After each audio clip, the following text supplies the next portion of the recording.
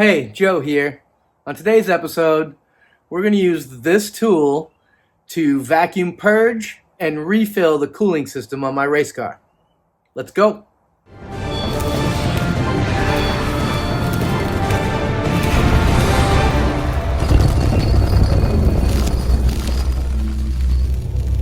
I got this kit for cheap on Amazon. I don't even remember which one it is off the top of my head.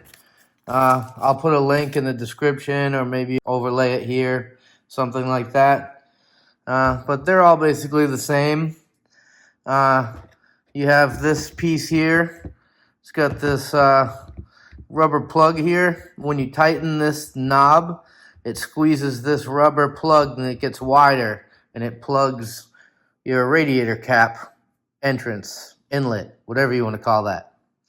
So, if this doesn't fit it, you can slide one of these sleeves over until you get the right size. This is the right size for me. So I already went and changed this fitting that didn't work with my specific air tool setup for this one. I don't know what to call them. I don't know what the difference is. You can see visually that there's a difference. So this is the part that plugs into your cooling system.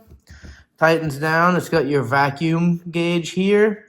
You're shooting for 0.5 to 0.6 bar, so in the yellow. And you got your on-off valve here, right? So that goes in there. I'll show you that in a minute. And then this right here is the vacuum. This gets hooked to your air compressor. And when coupled into there, the air passes through here, creating a vacuum that will pull this vacuum down on your cooling system. All right, let's check it out. Looking in my engine bay, you don't see a radiator because it's way under the car, way back under there, like back between the seats under the car where there would be a drive shaft on a normal car. On my car, the radiator's back there. The hoses run down from one side of the head, down from the other side of the head. The pump's in between somewhere. It crisscrosses. It's a complicated system. So this vacuum purge and refill kit is going to help keep the air bubbles out of that. I got it right once. I've got it wrong many times. I'm hoping this kit's going to solve my issue. On my cooling system, my radiator cap goes right there. I've got it removed right now. That hose feeds down to my pump and radiator. Hose comes back up, feeds back to the cylinder head on this side, feeds straight through, right? So that's where this goes. I'm going to go ahead and put that in there and show you how it works. Get a hold of this thing here, keep it steady. Kind of hold this thing from the top with one hand and then tighten this red collar. And as you tighten this collar, that's what squeezes that rubber plug and makes it widen and stop into this water neck really good. You have to probably find a good way to get it with two hands. I'm going to do that off camera. So I did put quite a bit of effort into tightening this to get the best seal I could there. So I kind of put my fingers in these nubs like this, and then I used my other hand to put them in those nubs and used two fingers on each to tighten that as much as I could. And this thing's pretty sturdy. So we'll move on to the next step. Next, I'm going to install the vacuum pump. It goes like this. Into this thing. Oops.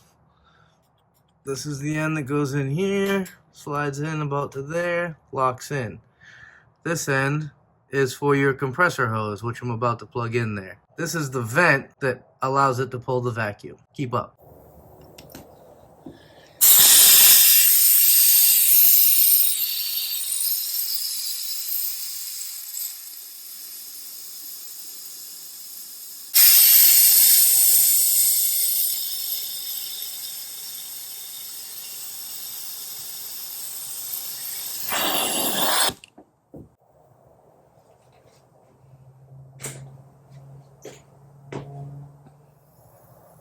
You can see I got it just to the red, or as high in the yellow as I can go. So I'm going to give that a try now by removing the vacuum. The kit came with this hose. This end, conveniently, fits in right here.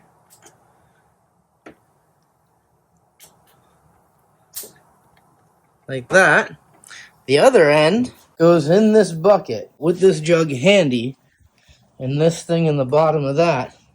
I'm going to open this up and hope this works without getting too much air that's in this line. So let's see what we get if I open this valve. Okay. Oh, water's going through. Water's going down over here. I'm going to fill it up some. That hose is like vacuumed shut. So, just to make sure I don't run out of water here, I'm putting the rest of this in here. There's no way it'll use this much. And I'm going to keep an eye on this vacuum gauge. Oh, is that it? Did that really fill the whole thing?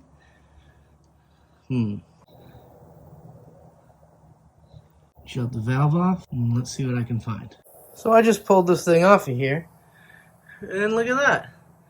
The water is filled right to the top. Shook it around a little bit, still right there. I'm going to put the cap on it, and I'm going to run the pump. Like that. So right over here is where I can run the water pump.